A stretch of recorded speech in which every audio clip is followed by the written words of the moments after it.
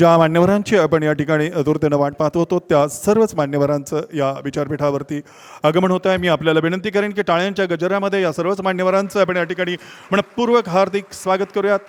महात्मा गांधी स्मारक निधी आयोजित महात्मा गांधी सप्ताहानिमित्त युवक क्रांती दलाने आयोजित केलेल्या या 2025च्या कार्यक्रमाकरता उपस्थित असणाऱ्या विविध क्षेत्रातील सर्वच मान्यवरांचे मी दीपक मस्के मनपूर्वक हार्दिक स्वागत करतो. निमित्त महाराष्ट्र गांधी स्मारक निधी आणि युवक क्रांती दल दरवर्षी या ठिकाणी महात्मा गांधी सप्ताहाचे आयोजन करत असते.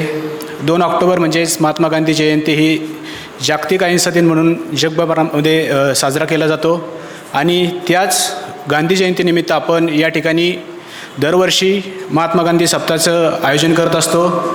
1 ऑक्टोबर रोजी आपल्या या गांधी सप्ताहाचे उद्घाटन झालेले आहे. या उद्घाटन सत्रामध्ये न्यायमूर्ती अभयजी ओक हे उद्घाटक होते, तसेच मुजुमदार सर त्या कार्यक्रमाचे प्रमुख पाहुणे होते. आजचा आपल्या या सप्ताहाचा 3रा दिवस आहे आणि या आपल्या 3ऱ्या दिवशी आपल्याला या ठिकाणी मार्गदर्शन करण्यासाठी आणि आपल्याशी संवाद साधण्यासाठी आपल्या महाराष्ट्रातीलच तरुण जे काश्मीरमध्ये सामाजिक काम करत आहेत ते आदिकजी कदम या ठिकाणी आपल्याशी संवाद साधणार आहेत. प्रत्येक कार्यक्रमाच्या सुरुवातीला आपण आपल्या भारतीय संविधानाच्या उद्देशिकेचे वाचन करत असतो. भारतीय संविधानाचा प्रचार प्रसार करण्यासाठी आपण उद्देशिकेचे वाचन करत असतो. मी आमच्या सहकारी नेहाताईंना विनंती करतो की त्यांनी उद्देशिकेचे वाचन करावे.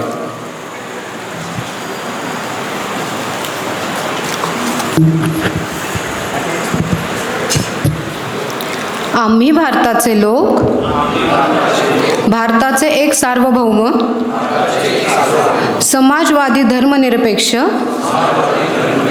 लोकशाही गणराज्य घडवण्याचा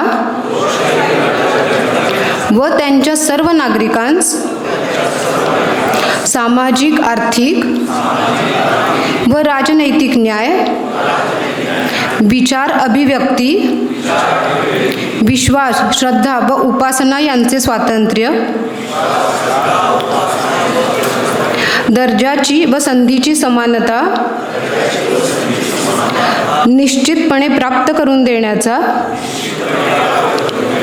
आणि त्या सर्वांमध्ये व्यक्तींची प्रतिष्ठा व राष्ट्राची एकता आणि एकात्मता यांचे आश्वासन देणारी बंधुता प्रवर्धित करण्याचा संकल्पपूर्वक निर्धार करून आमच्या संविधान सभेत आज दिनांक 26 नोव्हेंबर 1949 रोजी याद्वारे हे संविधान अंगीकृत आणि अधिनियमित करून स्वतः प्रत अर्पण करीत आहोत.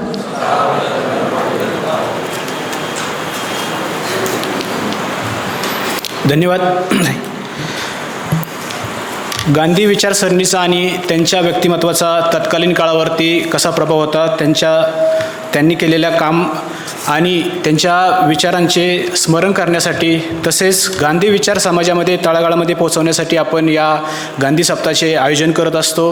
आज या ठिकाणी आपल्याशी संवाद साधण्यासाठी आदिकजी कदम उपस्थित आहेत. कार्यक्रम सत्राचे अध्यक्ष माननीय लक्ष्मीकांतजी देशमुख सर यांना विनंती करतो की त्यांनी पाहुण्यांचा या ठिकाणी स्वागतपर सत्कार करावा.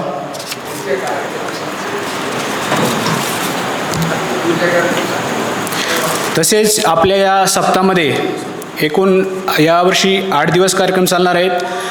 उद्या 4 ऑक्टोबर रोजी नीरज आतेकर अर्थशास्त्रज्ञ यांचे अस्वस्थ वर्तमानाचे अर्थशास्त्र या विषयावरती व्याख्यान होणार आहे. तसेच 5 ऑक्टोबर रविवार या दिवशी सकाळी 10 वाजता सुहास किर्लोस्कर यांचे चित्रपट संगीत विश्लेषक चित्रपट कसे बघावेत या विषयावरती त्यांचं या ठिकाणी व्याख्यान होणार आहे. सायंकाळी 5:30 वाजता स्वरांजली वाद्यवृंत यांचा जुन्या व नव्या हिंदी चित्रपटातील बहारदार गाण्यांचा कार्यक्रम या ठिकाणी होणार आहे. त्यानंतर 6 ऑक्टोबरला सायंकाळी 6 वाजता अभिजित देशपांडे त्यांचा सत्याशी मन केले ग्वाही या विषयावरती या ठिकाणी व्याख्यान होणार आहे. त्यानंतर 7 ऑक्टोबर रोजी नाट्य व चित्रपट दिग्दर्शक डॉक्टर जब्बार पटेल यांची मुलाखत होणार आहे. आणि ती मुलाखत महाराष्ट्र गांधी स्मारक निधीचे अध्यक्ष डॉक्टर कुमार सप्तर्षी तसेच ज्येष्ठ अभिनेते डॉक्टर मोहन आगाशे, साधना साहित्याचे संपादक विनोद शिरसाट हे घेणार असून डॉक्टर जब्बार पटेल यांची 7 ऑक्टोबर रोजी सायंकाळी 6 वाजता या ठिकाणी मुलाखत होणार आहे. त्यानंतर 8 ऑक्टोबर रोजी सप्ताहाचं या ठिकाणी समारोप होणार असून माजी खासदार इम्तियाज जलील हे या समारोप समारंभासाठी उपस्थित असणार आहेत.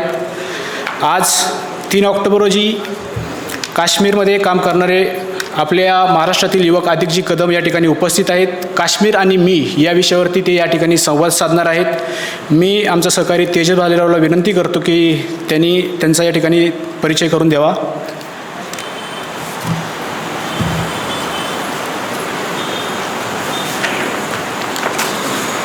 महाराष्ट्र गांधी स्मारक निधी आयोजित राष्ट्रपिता महात्मा गांधी सप्ताह 2025च्या आजच्या 3ऱ्या दिवशी आपल्याला आदिक कदम हे काश्मीर आणि मी या विषयाद्वारे अनमोल त्यांच्या अनुभवातून मार्गदर्शन करण्यासाठी लाभलेले आहेत. आदिक कदम सर हे मूळचे आपल्या नगरमधील श्रीगोंदा तालुक्यातील असून सध्या जम्मू आणि काश्मीर येथील मुलांना आणि महिलांना सशक्त करण्यासाठी व त्यांचे जीवनमान उंचवण्यासाठी महत्त्वपूर्ण प्रयत्न करत आहेत. 2002मध्ये बॉर्डरलेस वर्ल्ड फाउंडेशनची स्थापना करून बसरा ए तब्बासून सुरू केली आणि त्याद्वारे अनाथ मुलांना आधार देण्याचे काम त्यांनी सुरू केले. सुरुवातीला केवळ 2 मुलींच्या संख्येवरून सुरुवात झालेल्या या संस्थेत आज 230पेक्षा अधिक मुलींना आधार मिळत आहे. याशिवाय आदिक कदम सरांनी काश्मीर लाईफलाईन व जम्बू लाईफलाईन सुरू केली. त्याद्वारे सीमा भागात तातडीच्या वैद्यकीय मदत पोहोचवली जाते. तसेच महिलांचा सर्वांगीण विकास घडून यावा व त्यांना उद्योजकतेत प्राधान्य मिळावे यासाठी राह ए निस्वान याद्वारे ते प्रामुख्याने कार्य करत आहेत. तरुणांना व प्रामुख्याने महिलांना सशक्त करणे हे शांत समुदाय घडवण्याचे मुख्य साधन आहे असा आदिक कदम यांचा विश्वास आहे. समाजात त्याद्वारेच ते शांतता दूत म्हणून कार्य करत आहेत. आदिक कदम यांचे एकूण कार्य हे अत्यंत प्रभावी आहेच व त्याची दखल जागतिक पातळीवर देखील मोठ्या प्रमाणावर घेतली जात आहे. त्यांच्या या कार्यासाठी त्यांना 2010मध्ये मदर तेरेसा पुरस्कार, 2011 व 12मध्ये यूथ आयकॉन पुरस्कार, तर 2012मध्ये पुन्हा द स्पिरिट ऑफ मसीम पुरस्कार यांसारखे महत्त्वपूर्ण अवॉर्ड मिळाले आहेत. याशिवाय 2009मध्ये CSO partners outstanding report award, ICA award 2016, Savitri award 2016, NBC award 2017 असे अनेक अवॉर्डने ते सन्मानित आहेत. मात्र या सर्व अवॉर्ड्सपेक्षा त्यांना मिळालेलं सर्वात महत्त्वाचा अवॉर्ड म्हणजे त्यांना मानवतेचा सेवक म्हणून मिळालेली ओळख. म्हणजे महाराष्ट्रातील एका ग्रामीण भागातील तरुण अभ्यासासाठी काही दिवस जम्मू आणि काश्मीरला जातो आणि त्या ठिकाणची सामाजिक आणि राजकीय परिस्थिती पाहून प्रभावित होतो आणि तेथे महत्त्वपूर्ण आणि मोठं सामाजिक कार्य उभं करतो. आपल्या सेवाभावी नेतृत्वातून ते कार्य पुढे नेतो आणि त्याद्वारे लाखो तरुणांना प्रेरणा देतो. त्यामुळंच त्यांना मानवतेचा सेवक म्हणून आज समाजामध्ये ओळख मिळाली आहे. हे कार्य करत असताना त्यांना त्या ठिकाणी मोठ्या प्रमाणावर विरोध देखील सहन करावा लागला आहे. अक्षरशः दहशतवाद्यांकडून सुद्धा त्यांना विरोध सहन करावा लागला आहे. पण अशा वेळेस त्या ठिकाणच्या नागरिक त्यांच्या मागे खंबीरपणे उभे राहिलेले आहेत आणि हीच त्यांच्या कामाची सर्वात मोठी पोचपावती आहे. आणि म्हणून आज आपल्याला असे मानवतेचे सेवक आपल्याला मार्गदर्शन करण्यासाठी आणि विचार मांडण्यासाठी लाभलेले आहेत, हे आपले भाग्यच म्हणावे लागेल. आपण सर्वच त्यांना ऐकण्यासाठी आतुर झालेले आहात. म्हणून मी जास्त वेळ न घेता आदिक कदम यांना विनंती करतो की त्यांनी आपल्या विचार मांडणीला सुरुवात करावी. धन्यवाद. तत्पूर्वी आपण या ठिकाणी एक सत्कार घेणार आहोत. आदिक कदम यांना त्यांच्या कार्यामध्ये मदत करणाऱ्या निलिमा जोशी मॅडम या ठिकाणी उपस्थित आहेत. त्यांनी त्यांना त्यांच्या कामामध्ये भरपूर मदत केलेली आहे. मी त्यांना विनंती करतो की आपण विचारपीठावरती यावं. त्यांचा या ठिकाणी आपण सत्कार करणार आहोत. सत्राचे अध्यक्ष लक्ष्मीकांत देशमुख सर यांना विनंती करतो.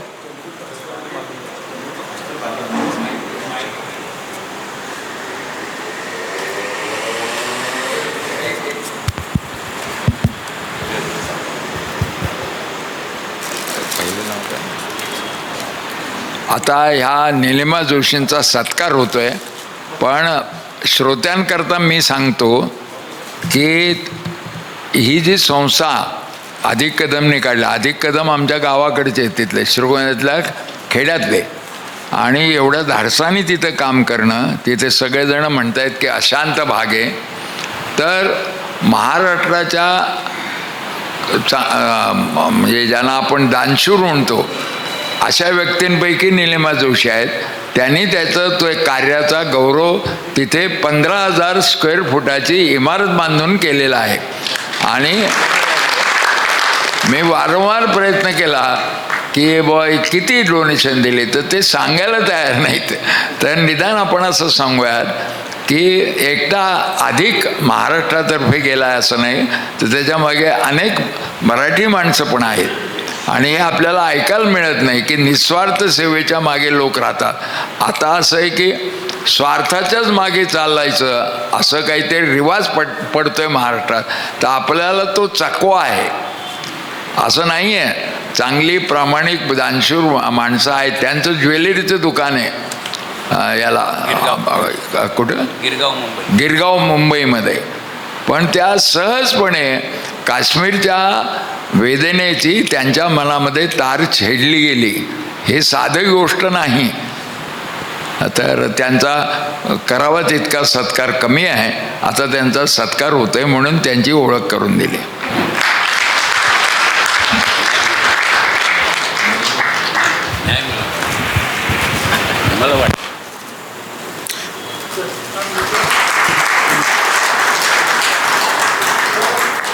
जम्मू काश्मीरसारख्या संवेदनशील ठिकाणी आपल्या एक महाराष्ट्रातील बांधव त्या ठिकाणी काम करत आहे, ही आपल्यासाठी खूप अभिमानाची गोष्ट आहे. पुलवामा हल्ला असेल किंवा पहलगामचा हल्ला असेल, ज्या ठिकाणी सरकार वेळेवर पोचले नव्हतं त्या ठिकाणी आपले बंधू त्या ठिकाणी मदत करण्यासाठी पोचले होते. एकदा त्यांच्यासाठी आपण जोरदार टाळ्या वाजवूयात. मी त्यांना विनंती करतो की त्यांनी या ठिकाणी आमच्याशी संवाद साधावा, आपले विचार मांडावेत.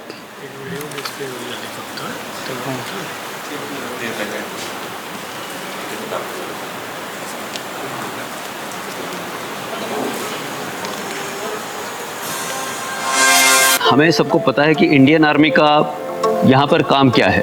इंडियन आर्मी यहाँ पर सोशल अपलिफ्टमेंट भी चाहती है और वहाँ पर हमें बॉर्डरलेस वर्ल्ड फाउंडेशन, जिसमें अधिक कदम जो चेयरपर्सन है, उनका बहुत हमें सहयोग मिला.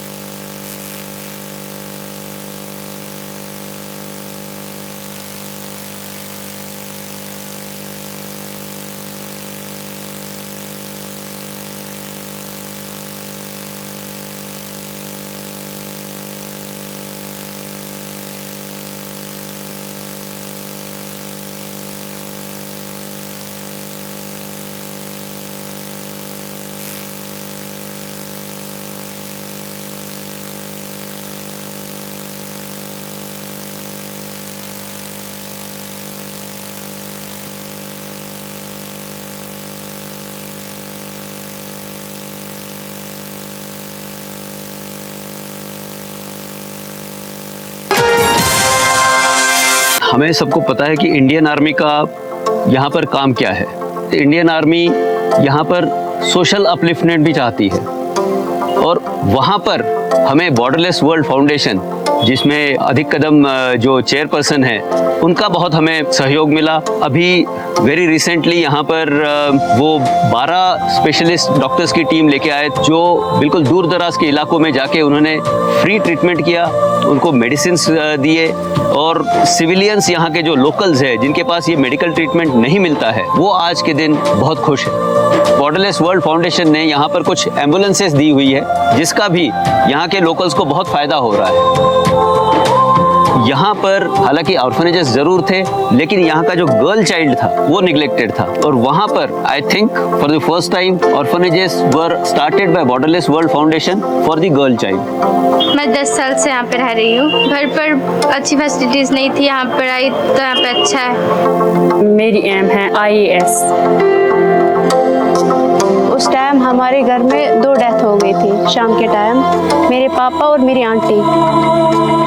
कि मैंने फर्स्ट से लेकर 10th तक मैंने यहीं पढ़ा है। जितना हमें प्यार अधिक भाई ने दिया है उतना हमें प्यार किसी ने भी अभी तक नहीं दिया, इसलिए हमें फील नहीं होता है कि हमारे पेरेंट्स हमारे साथ नहीं है। बॉर्डरलेस वर्ल्ड फाउंडेशन ने काफ़ी गर्ल्स को यहाँ से बाहर एजुकेशन के लिए भेजा हुआ है and they are aspiring now to come back to render their services at this place. मुझे बॉर्डरलेस वर्ल्ड फाउंडेशन ने ये मौका दिया बाहर जाने का, अपने हायर एजुकेशन हासिल करने के लिए। उनको जो फैसिलिटीज वो उपलब्ध करवा रहे हैं उसका कोई अभी तक तोड़ नहीं है। कदम के आने से पहले इन बच्चों को कोई पूछता नहीं था और उन्होंने तकरीबन 113 लड़कियों की शादी भी कराई।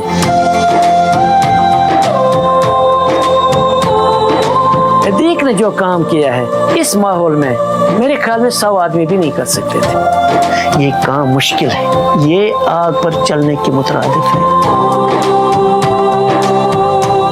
पर्सनली और मेरे ऑर्गेनाइजेशन को भी इसके बारे में बहुत खुशी है कि अधिक कदम इतने दूर से यहाँ पर आ रहे हैं और यहाँ पर काम कर रहे हैं। उन्होंने अपनी पूरी लाइफ जो है इस स्टेट के लोगों के लिए, अपने नेशन के लिए, अपने राष्ट्र के लिए यहाँ पे लगाई है। जो भी मैं लाइफ में बनूंगी इंजीनियर, मैं उसका क्रेडिट सारा अधिक भैया को देना चाहती हूँ। मैं भी भैया की जैसे सोशल वर्क करूँगी। मेरे पास वर्ड्स ही नहीं, मैं उनके लिए कुछ बोल रहा हूँ, इसलिए हम थैंकफुल है हर हमेशा अधिक भैया की। I am so thankful to Adhik भैया। I'll wish Borderless World Foundation all the success in all its endeavors that they are undertaking, and Indian Army is all with them. आमचा पहिला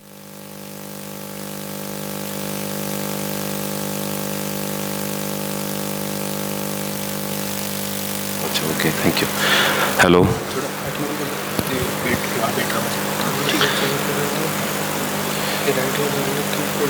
ठीक आहे. हॅलो, नमस्ते.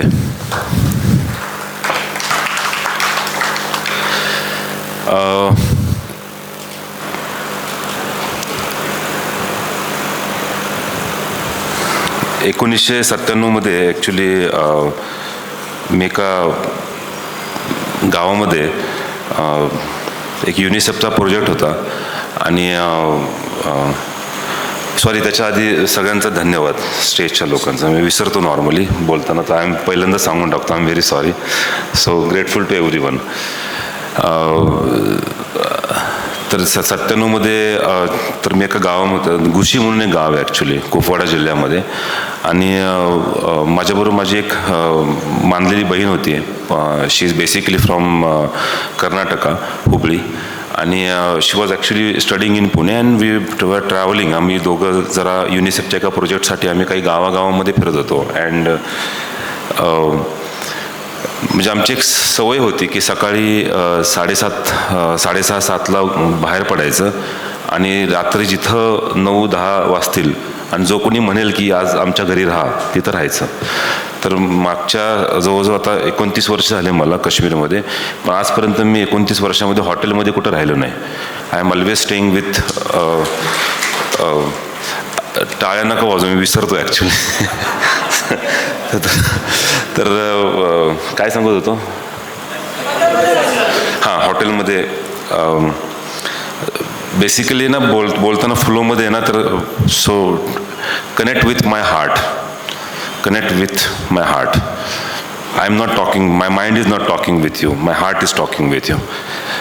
तर एकदा मग त्या दिवशी आम्ही असंच दिवसभर आम्ही आपली सकाळपासून कामं करत करत आणि गावागावामध्ये राहायचो, त्यांच्या लोकांच्या घरी राहायचं, त्यांच्याकडे जेवण करायचं, त्यांच्याबरोबर चर्चा करायची आणि त्यांचे प्रॉब्लेम्स समजून घ्यायचे. म्हणजे कुपवाडासारखा जिल्हा, बारामुल्ला, बांडीपोरा, म्हणजे 100% मुस्लिम पॉप्युलेशन असले जिल्हे, मी एकटाच नॉन मुस्लिम आहे, हिंदू आहे.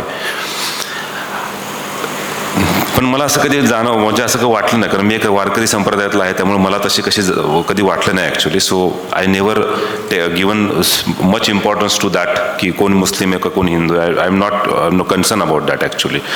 तर मी आपलं त्या गुशी म्हणून गाव आहे, त्या गावाच्या साईडनी आय वॉज ड्रायव्हिंग. म्हणजे माझ्याकडे स्प्लेंडर बाईक होती माझ्या मित्राची. आणि जम्मूमधले आमचे एक बलराजपुरी म्हणून आमचे एक प्रोफेसर, सिनियर प्रोफेसर होते ॲक्च्युली, डॉक्टर बलराजपुरी. आणि त्यांना तो प्रोजेक्ट मिळाला होता UNICEF, children affected by armed conflict in Jammu and Kashmir. हा एक खूप चांगला रिसर्च आम्ही करत होतो त्या एरियामध्ये. आणि त्या एरियामध्ये रिसर्च करायला कोणी तयार नव्हतं. So we are deeply getting in to villages म्हणजे एकदम म्हणजे जिथं आर्मी किंवा सिक्युरिटी फोर्सेस एवढे होते फक्त, आणि आतंकवादी आणि म्हणजे त्याचा काही कंट्रोलच नव्हता actually. They are actually borderless actually, they are so many people actually. तर मग त्या एरियामध्ये आम्ही असं ट्रॅव्हल करता करता एक संध्याकाळची मला वाटतं एक 5:30-6:30च्या दरम्यानचा टाईम होता. आणि माझ्याबरोबर माझी जी सिस्टर होती, म्हणजे तिला मी माई म्हणायचो, माझी मानलेली बहीण, तर आम्ही दोघं बाईकवर चालत होतो ॲक्च्युली. तिचा बॉयकॉट होता, त्यामुळं लांबनं नेहमी वाटायचे की 2 मुलं चाललेत, but we are driving actually. आणि रस्ता एवढा खराब होता की जवळजवळ एक टेंटेटिव्ह त्या रस्त्यावर 30च्या स्पीडच्या पुढे जाऊ शकत नव्हतं, एवढा खराब रस्ता होता. तर आम्ही आपला हळूहळू पण ना मग समोरनं असं एक ब्रिज आहे, त्या ब्रिजच्या एका कॉर्नरवरनं एक माणूस मला येताना दिसला वरून. म्हणजे एक रिव्हरची ती कॉर्नर होता आणि तिथून एक वर माणूस आला. त्याच्यानंतर मागणं एक दुसरा माणूस आला, एक फिरण घातलेले होते.